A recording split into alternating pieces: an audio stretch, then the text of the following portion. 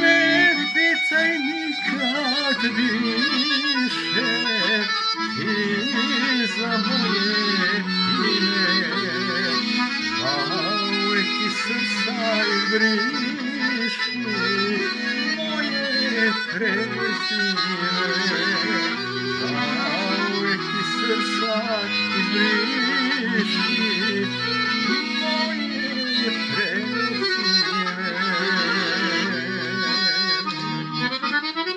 Kako to Milovaja Koljević slaže, braće.